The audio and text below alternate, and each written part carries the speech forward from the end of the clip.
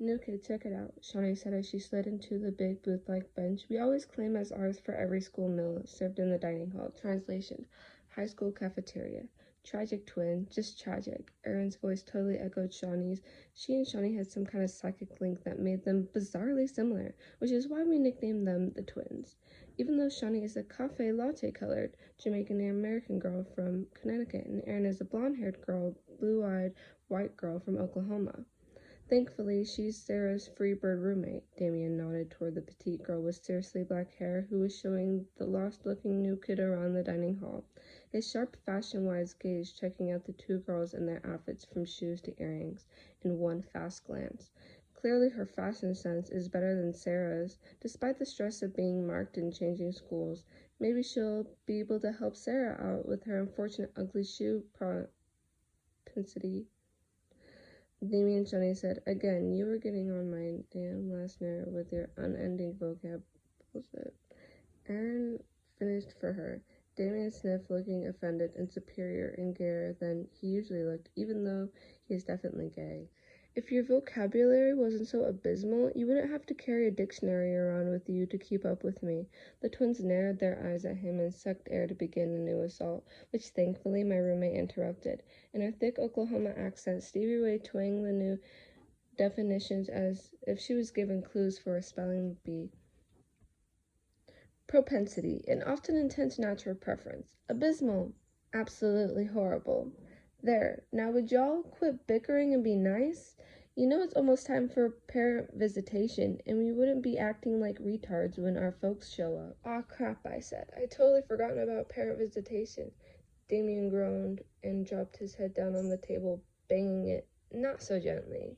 I totally forgotten too. The four of us gave him sympathetic looks. Damien's parents were cool with him being marked, moving to the house at night, and beginning the change that would either turn him into a vampire or, if his body rejected the transformation, kill him. They were not okay with him being gay. At least Damien's parents were okay with something about him.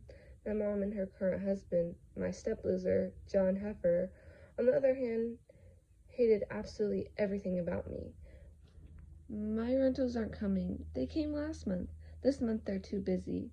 "Twin. Once again we prove our twinness," Erin said. "My rental sent me an email. They aren't coming either, 'cause of some Thanksgiving cruise they decided to take to Alaska with my Aunt Aylin and Uncle Liar Lloyd." "Whatever," she shrugged, apparently as unbothered as Shawnee by her parents' absence.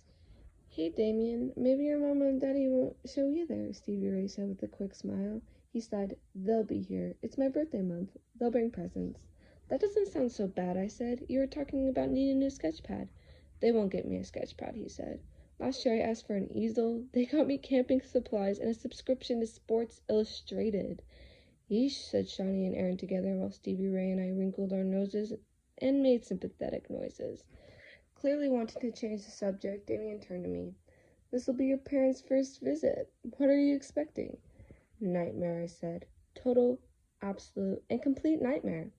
Zoe, I thought I'd bring my new roommate over to meet you. Diana, this is Zoe Redbird, the leader of the Dark Daughters." Glad to be diverted from having to talk about my own horrid parental issues, I looked up smiling at the sound of Sarah's tentative, nervous voice. "Wow, it's really true," the new girl blurted before I could even say hi. As per usual, she was staring at my forehead and blushing a bright red. Sorry, I didn't mean to be rude or anything," she trailed off, looking miserable. "That's okay. Yeah, it is true. My mark is filled in and added to." I kept my smile in place, trying to make her feel better, even though I truly hated that it seemed like I was the main attraction at a freak show. Again. Thankfully, Stevie Ray chimed in before Diana's staring, and my silence could get any more uncomfortable. "Yeah, Z got that cool lacy spiral tattoo thing on her face and down along her shoulders when she saved her ex-boyfriend from some scary-ass vampire ghost," Stevie Ray said cheerily. "That's what Sarah told me," Diana said tentatively. "It just sounded so unbelievable that, well, You didn't believe it?" Damien said helpfully. "Yeah, sorry," she repeated, fidgeting and picking at her fingernails. "Hey, don't worry about it." I worked up a fairly authentic smile. "It seems pretty bizarre to me sometimes, and I was there. And kicking butt," Stevie Ray said. I gave her my "you are so not helping me" look, which she ignored. Yes, I might someday become their high priestess, but I'm not exactly the boss of my friends. Anyway, this whole place can seem pretty strange at first. It gets better, I told the new kid. Thanks, she said with a genuine warmth. Well, we better go so I can show Diana to where her 5th-hour class will be, Sarah said. And then she totally embarrassed me by getting all serious and formal and saluting me with the traditional vampire sign of respect, closed fist over her heart and bowed head before she left. I really hate it when they do that, I muttered, picking at my salad. I think it's nice, Stevie Ray said. You deserve to be shown respect, Damien said in the school teacher voice. You're the only third former to have been made leader of the Dark Daughters, and the only fledgling or vampire in history who has shown an affinity for all 5 of the elements. Faces these, Shawnee said around a bite of salad while she gestured me with her fork. You're special, Erin finished for her, as usual. A third former is what the House of Night called freshmen, so a fourth former is a sophomore, etc. And yes, I am the only third former to be made leader of the Dark Daughters. Lucky me. Speaking of the Dark Daughters, Shawnee said, have you decided what you want the new requirements for membership to be? I stifled the urge to shriek. Hell no. I still can't believe I'm in charge of this thing. Instead, I shook my head and decided, with what I hoped was a stroke of brilliance, to put some of the pressure back on them. No, I don't know what the new requirements should be. Actually, I was hoping you guys would help me, so do you have any ideas? As I suspected, all 4 of them got quiet. I opened my mouth to thank them very much for their muteness, but our high priestess' commanding voice came over the school intercom. For a second I was happy about the interruption, but then I realized what she was saying and my stomach started to clench. Students and professors, please make your way to the reception hall. It is now time for the month parent visit. Well, hell. Stevie Ray, oh my gosh, I have missed you. Mama, Stevie Ray cried and flew into the arms of the woman who looked just like her, only 50 pounds heavier and 20-some years older. Damien and I stood awkwardly just inside the reception hall, which was starting to fill up with uncomfortable-looking human parents, a few human siblings, a bunch of fledgling students, and several of our vampire professors. Well, there's my parents, Damien said with a sigh. Might as well get this over with. See ya. See ya, I mumbled and watched him join 2 totally ordinary people who were carrying a wrapped present. His mom gave him a quick hug, and his dad shook his hand with exuberant masculinity. Damien looked pale and stressed. I made my way over to the long linen draped table that ran the length of one wall. It was filled with expensive cheese and meat platters, desserts, coffee, tea, and wine. I'd been at the House of Night for a month, and it was still a little shocking to me that wine was served so readily here. Part of the reason they do is simple. The school is modeled after the European houses of night. Apparently in Europe, wine with meals is like tea or Coke with meals here. So no big deal. The other part is genetic fact. Vampires don't get drunk. Fledglings can barely get buzzed, at least on alcohol. Blood, unfortunately, is a whole other issue. So wine is literally no big deal here, although I thought it would be interesting to check out the Oklahoma parents react to booze at school. Mama, you have to meet my roommate. Remember I told you about her? This is Zoe Redbird. Zoe, this is my mama. Hi, Mrs. Johnson. It's good to meet you, I said politely. Oh, Zoe, it is just so nice to meet you, and oh my, your mark is as pretty as Stevie Ray said it was. She surprised me with a soft hug and a whisper. I'm glad you're taking care of my Stevie Ray. I worry about her. I squeezed her back and whispered, no problem, Mrs. Johnson. Stevie Ray's my best friend, and even though it was totally unrealistic, I suddenly wished my mom would hug me and worry about me like Mrs. Johnson worried about her daughter. Mama, did you bring me any chocolate chip cookies? Stevie Ray asked. Yes, baby, I did, but I just realized that I left them in the car. Stevie Ray's mom twanged in an Okie accent that was identical to her daughter's. Why don't you come out with me and help me carry them inside? I made a little extra for your friends this time. She smiled kindly at me. You're more than welcome to come out with us too, Zoe. Zoe? I heard my voice spoken like a frozen echo of Mrs. Johnson's warm kindness and looked over her shoulder to see my mom and John coming into the hall. My heart fell into my stomach. She brought him. Why the hell couldn't she have come alone and let it just be her and me for a change? But I knew the answer to that. He would never allow it. And he's not allowing it. meant that she wouldn't do it. Period. End of subject. Since she married John Heifer, my mom didn't have to worry about money. She lived in a gigantic house in a quite suburban neighborhood. She volunteered for the PTA. She was majorly active in the church, but during the past 3 years of her perfect marriage, she completely and utterly lost herself. Sorry, Mrs. Johnson, I see my parents now, so I better go. Oh, honey, I'd love to meet your mama and daddy. And like we were at any normal high school function, Mrs. Johnson turned smiling to meet my parents. Stevie Ray looked at me, and I looked at her. Sorry, I mouthed to her. I mean, I wasn't absolutely sure anything bad would happen, but with my step-loser closing the distance between us, as if it weren't some testosterone-filled general leading a death march, I figured the odds were probably good for a nightmare scene. Then my heart lifted way out of my stomach, and everything suddenly got much, much better with my favorite person in the world. Stepped around John and held her arms out to me. Grandma! She enfolded me in her arms, and the sweet scent of lavender that always moved with her, as if she carried a piece of beautiful lavender farm everywhere she went. Oh, Zoe bird, she held tight to me. I have missed you. Uitsa ji hutsa. I smiled through my tears, loving the sound of the familiar Cherokee word for daughter. It meant security and love and unconditional acceptance, things I hadn't felt in my home for the past 3 years, things that before I'd come to the house of night, I'd only found at my grandma's farm. I've missed you too, Grandma. I'm so glad you came. You must be Zoa's grandmama, Mrs. Johnson said when we'd quit clinging to each other. It's so good to meet you. You have a fine girl here. Grandma smiled warmly and started to reply, but John interrupted. In his usual, I'm so superior voice. Well, actually, that would be our fine girl you would be complimenting. As if on Stepford Wife's cue, my mother finally managed to speak. Yes, we're Zoe's parents. I'm Linda Heifer. This is my husband John, and my mother Sylvia Red. Then in the middle of her oh-so-polite introduction, she bothered to actually look at me, and her voice came to a breath-gulping halt mid-word.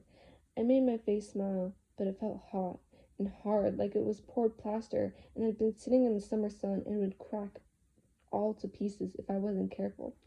Hi, Mom. For the love of God, what have you done to that mark? Mom said. The word mark like she'd said the word cancer or pedophile.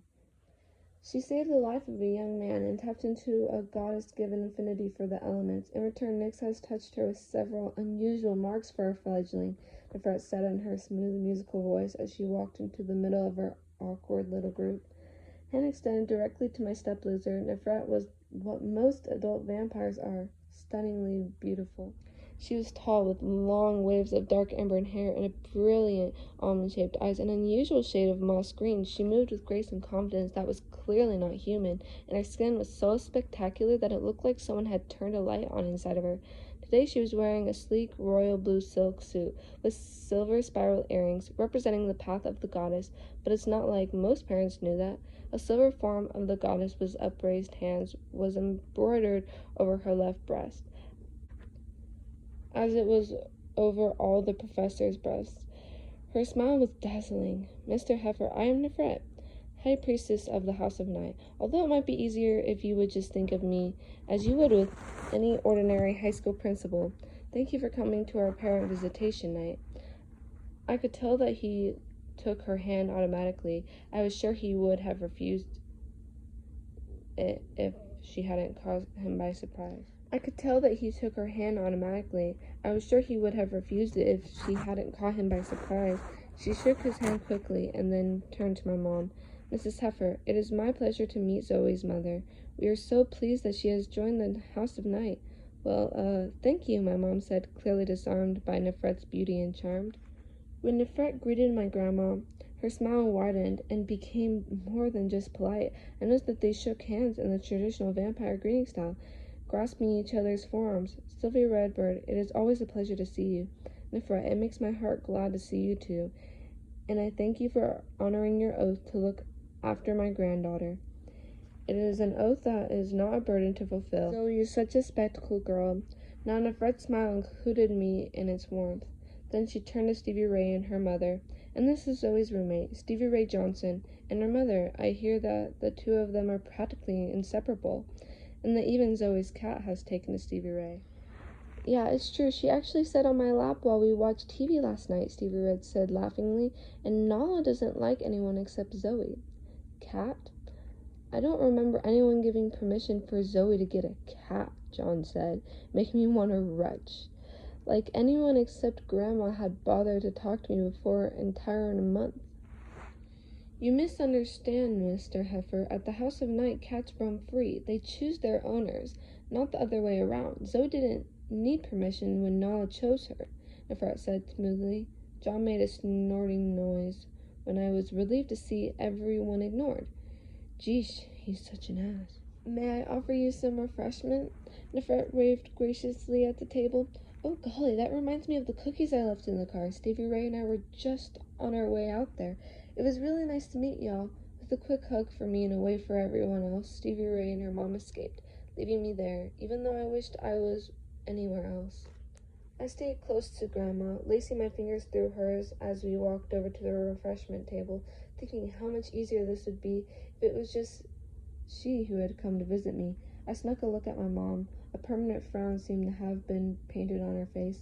She was looking around at all the other kids, and hardly even glanced my direction. Why come at all? I wanted to scream at her. Why seem like you might actually care, might actually miss me, and then show so obviously that you don't? Wine, Sylvia? Mr. and Mrs. Heifer Nefret offered. Thank you. Red, please, Grandma said. John's tight lips registered his displeasure. No, we don't drink. With a superhuman effort, I didn't roll my eyes. Since when didn't he drink? I would bet the last $50 in my savings account that there was a 6-pack of beer in the fridge at home right now, and my mom used to drink red wine like Grandma. I even saw her throw Grandma a narrow eye, envious look as she sipped the rich wine Nefret had poured for her. But no, they didn't drink, at least not in public. Hypocrites. The scene it would cause if my mom and John found out that what had actually happened was the ex-leader of the Dark Daughters had cast a circle on Halloween night, known as the House of Night, as Solomon. The night the veil between our world and the world of spirits is thinnest, conjured some very scary vampire spirits, and then lost control of them with my human ex-boyfriend, Heath, stumbled up looking for me. And I so didn't want anyone to ever mention what only a couple of people knew, that Heath was looking for me because I tasted his blood, and he was fast becoming fixated on me, something humans do pretty easily when they get involved with vamps, even vamp fledglings for that matter. So then the leader of the Dark Daughters, Aphrodite, totally lost control of the ghost, and they were going to eat Heath.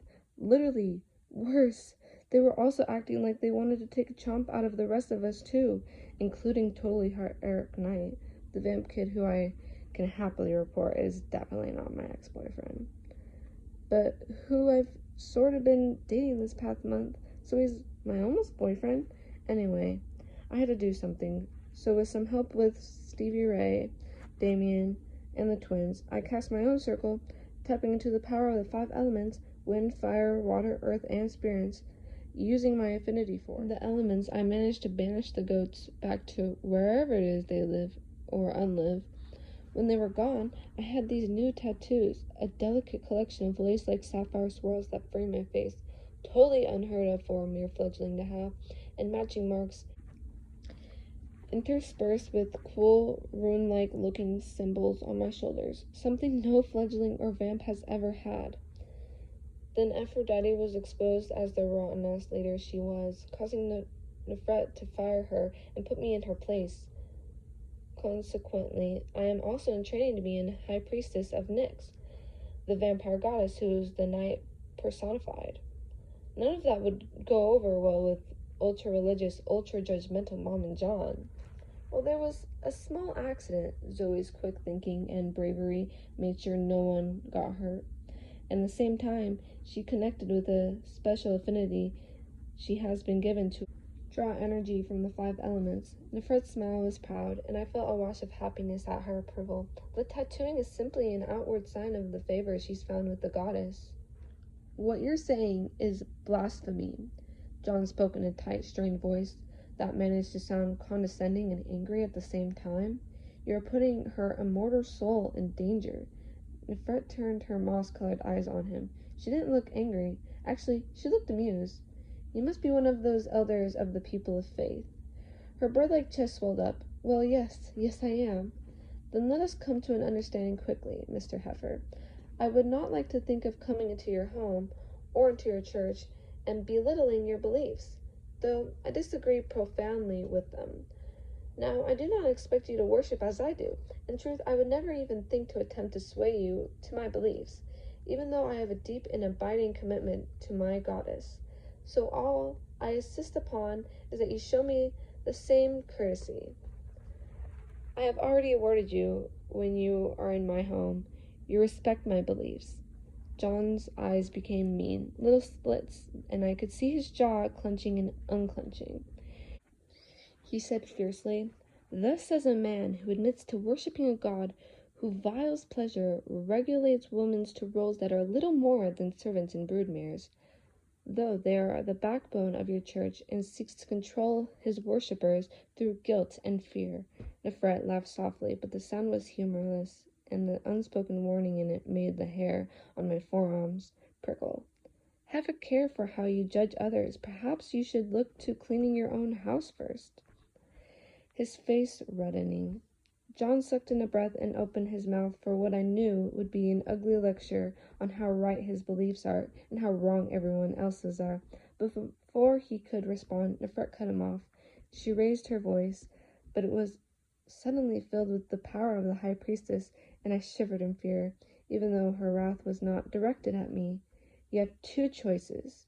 You may visit the house tonight as its invited guest, which means you must respect our ways and keep your displeasure and judgment to yourself, or you may leave and not return. Ever. Decide now." The last two words washed against my skin, and I had to force myself not to cringe. I noticed that my mom was staring with wide, glassy eyes at Nefret.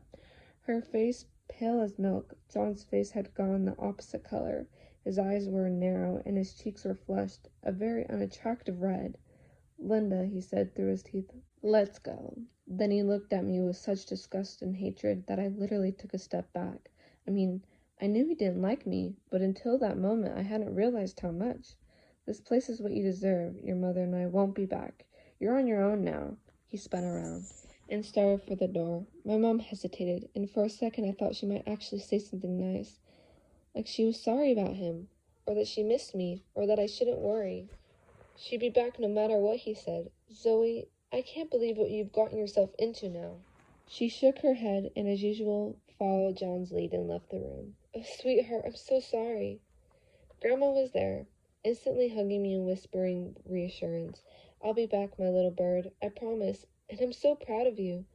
She held me by my shoulders and smiled through her tears. "Our Cherokee ancestors are proud of you too. I can feel it. You have been touched by the goddess, and you have the loyalty of good friends." She glanced up at Nefret and added, "and wise teachers. Someday you might even learn to forgive your mother. Until then, remember that you are the daughter of my heart. Uitsa Jihutsa." She kissed me. "I must leave too. I drove your little car here, and I will leave it for you, so I must ride back with them." She handed me the keys to my vintage bug. "But remember always that I love you, Zoe Bird." "I love you too, Grandma," I said and kissed her back, hugging her hard and taking deep breaths of her scent like I could hold her in my lungs and exhale her slowly over the next month as I missed her. "Bye, sweetheart. Call me when you get a chance." She kissed me again and left. I watched her leave and didn't realize I was crying until I felt the tears drip from my face onto my neck. I'd actually forgotten Nefret was still standing beside me, so I jumped a little in surprise when she handed me a tissue. "I am so sorry for that, Zoe," she said quietly. "I'm not."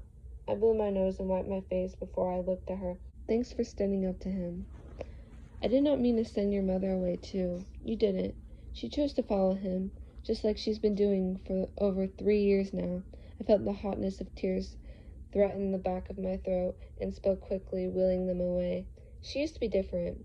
It's stupid, I know, but I kept expecting her to turn back into what she was before. It never happens, though. It's like he's killed my mom and put a stranger in her body. Nefret put her arm around me. I like what your grandma said, that maybe someday you can find the ability to forgive your mother. I stared at the door the three of them had just disappeared through. That someday is far away. Nefret squeezed my shoulder sympathetically.